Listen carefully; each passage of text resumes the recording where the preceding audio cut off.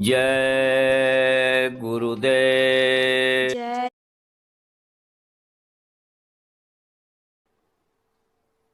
घोर कलयुग किसको कहते हैं? जब ज्यादा असर किसी चीज का हो जाता है तब उसको घोर कहते हैं। जैसे कहते हैं घनघोर बारिश हो रही है, बहुत तेज बारिश होती है। जब घनघोर बादल घिरा हुआ है, घनघोर अंधेरी है, तो कलयुग का प्रभाव बहुत दिखाई पड़ रहा है। पहले जब यह कलयुग लगा था तब उस समय पर त्रेता का असर था, लेकिन अब धीरे धीरे इसका असर बढ़ता चला जा रहा है। और कलयुग तो ये चाहता है कि हमारा युग रहे और हमारे अनुसार ही लोग चलें और ये जीव सब कलयुगी हो जाएं और ये फंस जाएं, नरकों 84 में चले जाएं। इसीलिए अब कलयुग युग को दुनिया बनाने वाले ने बनाया है। अपना अपना असर ये जताते हैं। युग सतयुग था, बहुत अच्छा युग था, कोई दिक्कत नहीं, कोई परेशानी नहीं, और रोना धोना नहीं था किसी का। भोजन लोग खाते थे, हजम हो जाता था, किसी भी प्रकार की दवा की औषधि की जरूरत नहीं पड़ती थी। खाने की, रहने की युग के हिसाब से, समय के अनुसार सबके लिए अच्छी व्यवस्था थी। प्रकृति किसको कहते हैं? जिसको आप कुदरत कहते हो। जो ये पेड़ पौधे हैं, ये जमीन पर चलने वाले जानवर हैं, जमीन पर उगने वाले घास फूस हैं, इसको किसने बनाया है? जल के जीवों को, जल को किसने बनाया है? प्रकृति ने बनाया है। तो ये प्रकृति बराबर साथ देती थी। साथ देने का मतलब क्या है? साथ देने का मतलब ये है कि जब जरूरत हो तब बादल पानी बरसें, धूप की जरूरत हो जब जितनी तो उतनी धूप मिले, हवा की जितनी जरूरत हो उतनी हवा मिले। प्रकृति खूब साथ देती थी। एक बार लोग बोलते थे 27 बार काटते थे। आज की तरह से खाद पानी नहीं लगाना पड़ता था खेतों में, लेकिन समय होता है। जैसे पेड़ पौधे उगते हैं और जब ज़्यादा दिन हो जाता है वो एक तरह से बूढ़े हो जाते हैं तो गिर जाते हैं। जानवर होते हैं, पैदा होते हैं, जानवरों के बच्चे पैदा होते हैं, जवान होते हैं, लेकिन उनकी भी बुढ़ापा आ जाती है। मनुष्य पैदा होता है, मनुष्य का बच्चा पैदा होता है, वो भी बच्चा रहता, जवान होता, बुढ़ा होता, खत्म हो जाता है। ऐसे ही युग का भी समय है। तो युग जब पूरा हुआ तो त्रेता आया, द्वापर आया और फिर यह कलयुग आ गया आपका। तो कलयुग अब इस समय अपने जवानी पर आ रहा है। एकदम जवानी तो नहीं है, लेकिन कहते हो ना नौजवान। नौजवान मतलब वो जवान होने वाला है। अब मूछ की रेख निकलने लग गई कहते हो, मूछों के बाल अब धीरे से निकलने लग गए। अब यह लड़का जवान हो रहा है। ऐसे ही कलयुग इस वक्त पर जवानी। कलयुग का कहना क्या है कि दीमक चढ़ जाएं ग्रंथों को, ब्राह्मण पर्तियां तोड़ें, बधिक हो जाएं क्षत्रियगण, शूद्र सेवा से मुख मोड़ें, सूखे नदियाँ धंसे पर्वत, विजय तब हमारी। देखो अब बहुत सी भाषा हो गई, बहुत सी जातियां हो गई,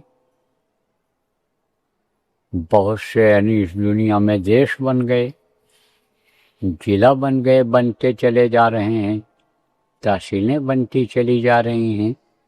पहले ऐसा नहीं था। पहले के समय में आप ये समझो कि एक ही भाषा थी, एक ही जाति थी, एक ही धर्म था शुरू में। तो उस समय पर जब इधर वर्ण व्यवस्था बनी उसके बारे में, तो 4 वर्ण ये बनाए गए। 4 वर्ण किसको कहते हैं?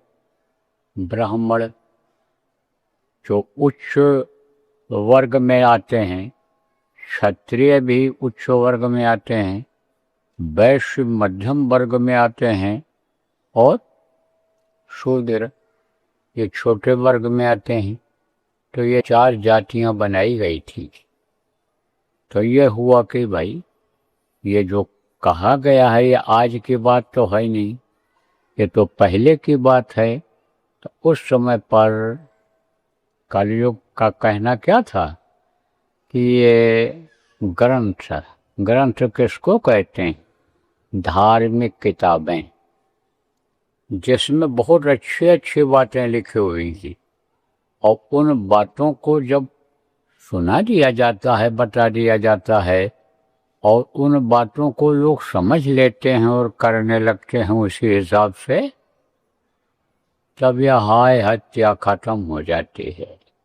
बीमारियां घर में नहीं आती हैं, लड़ाई झगड़ा या और तरह का टेंशन यह नहीं होता है। लेकिन अब जो पहले के समय में जगह जगह पर कथा भागवत लोग सुनाते रहते थे, प्रवचन होता रहता था, लोगों को शिक्षा मिलती थी, उसके अनुसार चलते थे। अब वो कहाँ हो रहा है? अब नहीं हो पा रहा है। तो कहा दीमक चढ़ जाए ग्रंथों को, ग्रंथ को दीमक खा जाएंगी। दीमक किसको कहते हैं? दीमक एक प्रकार का कीड़ा होता है जो फसल को खा जाता है, कपड़े को खा जाता है, किताब को खा जाता है, लकड़ी तक खा जाता है, लग जाता है। ऐसे आपने देखा होगा, मिट्टी जैसा होता है देखने में, उसके अंदर कीड़े होते हैं। तो कहा यह दीमक खा जाएंगे ग्रंथों को, किताबों को। कोई पलटने वाला, देखने वाला नहीं रहेगा, उसका कोई ग्राहक नहीं रहेगा, उसका कोई जानकार नहीं रह जाएगा कलयुग में। तो जब कोई जानकार नहीं रहेगा, या सुनाएगा नहीं, बताएगा नहीं, तो लोग भटक जाएंगे। अब देखो बहुत भटकाव हो रहा है, तरह तरह का भटकाव हो गया। आदमी सुख के लिए कोशिश करता है, लेकिन सुख के बदले में दुख आ जाता है, परेशानी आ जाती है। कारण क्या है? कारण यही है कि प्रवचन नहीं मिलता है, सत्संग नहीं मिलता है, कि जैसे से भटकाव आ जाता है। तो कहा दीमक चढ़ जाए ग्रंथों को, और ब्राह्मण पट्टियां तोड़ें। ब्राह्मणों का काम क्या था? उपदेश करना। उपदेश माने यही सत्संग सुनाना, जगह जगह जा कर के लोगों को समझाना, बताना, बिगड़े हुए लोगों को सुधरने का रास्ता बताना, यह सब उनका काम था। पढ़ कर के ग्रंथों को और साधना करते थे, और साधना के द्वारा जो अंदर में उनके अंदर शक्ति आती थी, उस शक्ति से लोगों का काम किया करते थे, लोगों को रास्ता बताया करते थे, लोगों के दुख को दूर किया करते थे। लेकिन अब वो क्या करने लग जाएंगे? खेत को जोतने लग जाएंगे, खेती करने लग जाएंगे, अनाज पैदा करने लग जाएंगे। जो वैश्यों का काम था कि लोगों को पानी समझो खाओ और खिलाओ, वो काम ये करने लग जाएंगे। बधिक हो जाए क्षत्रियगण। क्षत्रिय किसको कहते हैं? कि जो रक्षा करता है। किसकी रक्षा करता है? लोगों की रक्षा करता है, जीवों की रक्षा करता है। कि जैसे आप देखते हो, ये सिपाही लोग होते हैं, फोर्स वाले होते हैं, ये किस लिए नौकरी में भर्ती किए जाते हैं? कि जनता की रखवाली करो, जनता की रक्षा करो, जनता को रास्ते पर चलाओ, रास्ता दिखाओ, इनकी मदद करो, इसीलिए इनकी भर्ती की जाती है। इसी तरह से क्षत्रियों का काम था। तो क्षत्रिय बधिक हो जाए, क्षत्रियगण, क्षत्रिय लोग बधिक हो जाएंगे। बधिक माने ये जो हिंसा हत्या करते हैं, जीवों को मारते हैं, काटते हैं, पशु और पक्षी को काटते मारते हैं, वो क्या कहलाते हैं? बधिक, हिंसक। वो हिंसा करते हैं, हिंसा माने मार काट करते हैं। तो बधिक हो जाएं क्षत्रिय लोग। ऐसे लोग देखो गोली चलाते हैं, चाकू मार देते हैं, करते। और शूद्र सेवा से मुख मोड़ें, इसका काम सेवा का था और वो सेवा करना नहीं चाहते हैं। वो ऊंची जगह पर रहना चाहते हैं। ऊंची जगह का यानी समझो कि योग्यता नहीं है, जानकारी नहीं है, तो सब अपने अपने रास्ते से भटक गए। सूखे नदियाँ, नदी सूखने लगेगी। नदी किस लिए बनी थी? कि पानी इसमें रहे, पशु पक्षी इसमें नहाए, आदमी नहाए। नदी कोई रोकती है कि चिड़िया इसमें न नहाए? कोई पशु न नहाए, आदमी न नहाए, औरत न नहाए, बच्चा न नहाए, कोई भी नहाए, कोई भी पानी पिए, कोई भी अपने खेत की सिंचाई करे। लेकिन कलयुग की नदियाँ सूख जाएंगी। सूखे नदियाँ, धंसे पर्वत।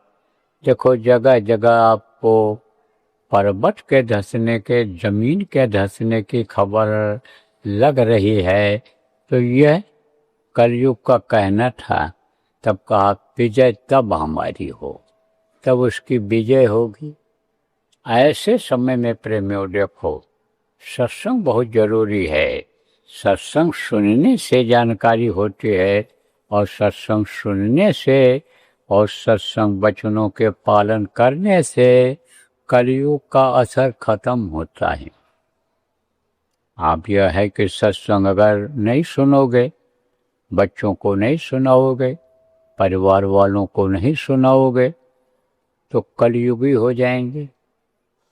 और ये भी लिखा पढ़ी में है, ये बात सत्य भी है कि क्यों एक युग हमेशा नहीं रहता है, युग बदलता रहता है, और युग के बीच में युग आ जाता है। जैसे सतयुग में ये कलयुग गया था कुछ समय के लिए, और वही सतयुग कलयुग में कुछ समय के लिए आने वाला है। तो यह बदलाव होता रहता है।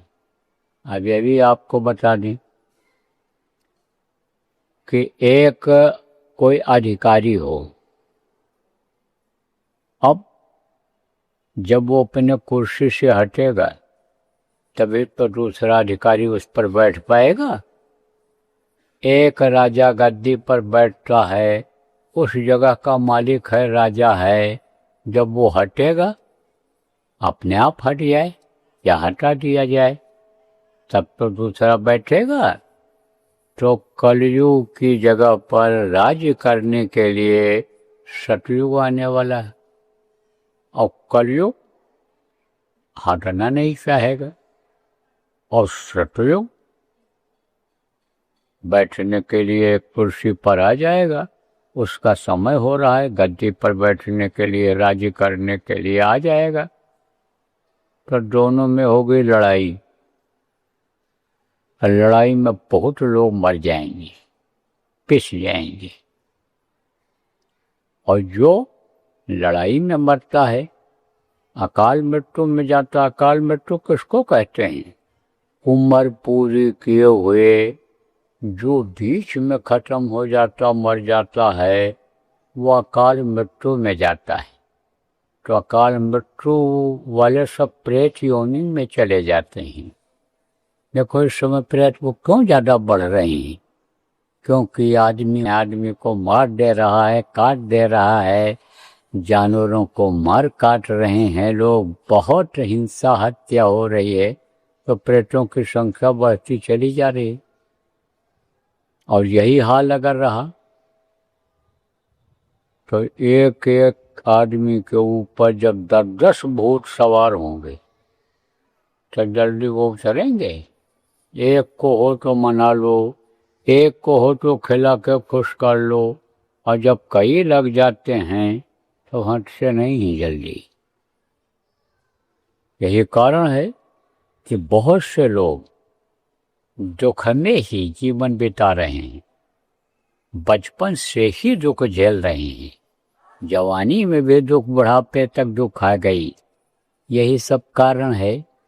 तो प्रेमियों, ये देखने की जरूरत है, समझने की जरूरत है कि हम दुखी क्यों हैं, परेशान क्यों हैं।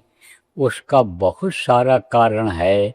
जब सत्संग आप सुनते रहोगे बराबर, तब आपको जानकारी हो जाएगी कि दुख से कैसे छुटकारा मिलेगा, अकाल मृत्यु से कैसे छुटकारा मिलेगा, कलयुग के असर से कैसे छुटकारा मिलेगा। तो आज जो लोग आप आए हो, सत्संग सुन रहे हो, कहोगे कि भाई उपाय तो आज बताइए आप। तो उपाय बताता हूँ। देखो प्रेमी, अभी मैं आपसे कहूँ कि भगवान को याद करो, भगवान आपको मिलेंगे, और भगवान मिल जाएंगे तो दुख दूर हो जाएगा। प्रभु मिल जाएंगे जिनके पास पूरी ताकत है, जो दुनिया को चलाते हैं, वो मिल जाएंगे तो आपका हर तरह का कष्ट दूर हो जाएगा, सारी परेशानी दूर हो जाएगी। लेकिन आपको विश्वास नहीं होगा, विश्वास नहीं होता है। सत्संग बहुत सुनते हो लेकिन विश्वास नहीं होता है। तो खास चीज है विश्वास। विश्वास जब तक नहीं करोगे तब तक आपको चाहे सत्संग हो चाहे नामदान हो, यह फलदायी नहीं होगा। और विश्वास कर लोगे जब आप, बातों पर गौर दोगे, बातों को गौर से सुनोगे और उस पर अमल करोगे, तभी आपको विश्वास होगा। बार बार कहा जा रहा है कि यह मनुष्य शरीर, यह मंदिर है, इसके अंदर मुर्दा मांस मत डालो, मांस मत खाओ, मछली मत खाओ, अंडा मत खाओ, शराब मत डालो। इन चीज़ों से जो बनी हुई चीज़ें हैं उनको मत खाओ पियो। लेकिन जबान के इतने, जीभ के इतने चटोरे हो गए कि मन ही नहीं मानता है, मन उसी तरह चला जाता है। तो कहा गया जैसा खाओ अन्न वैसा होवे मन, और जैसा पियो पानी वैसे होवे वाणी। देखो पानी बहुत ठंडा हो और ठंडे के महीने में समय पी लो तो गला खराब होना ही होना है, जुकाम होना ही होना है। आप समझो कि ज़्यादा खराब पानी हो तो गला खराब हो जाता है। यहाँ का पानी खराब होता है, बहुत से लोगों का ये कि गाय निकल आता है, यहाँ पर ऐसे फूल जाता है। तो जैसा पिए पानी वैसे होए वाणी, और जैसा खाओ अन्न वैसा होए मन। मन बदलने में देर नहीं लगती है, तुरंत मन बदल जाता है। अन्न के दोष से मन बदल जाता है। आपको दृष्टांत में सुनाया गया है मोदी पठान की कहानी। मोदी गया था, चोरों के यहाँ भोज करके आया था, बड़ा भगत था, गुरु का सेवा खूब करता था तन मन धन से। लेकिन मन उसका बदल गया था, मन बदल जाता है। तो अब आप ये समझो प्रेमियों, अन्न का असर आता है। आप समझो कि ये गंदी चीजें जब पेट में जाएंगी तो मन खराब होगा, नहीं होगा? यह मानो मंदिर जब गंदा हो जाएगा तब इसमें भगवान का दर्शन होगा? नहीं होगा। इसलिए सबसे पहले मन, चित्त और बुद्धि को सही रखने के लिए शाकाहारी रहना जरूरी है। शाकाहारी चीज़ों को खाना पीना जरूरी है। शाकाहारी ही भोजन घर में बनाया जाए, शाकाहारी लोगों के साथ रहा जाए, खाया पिया जाए, तब ये मन, चित्त, बुद्धि सही रह सकती है। और नहीं तो सांस का असर आता है।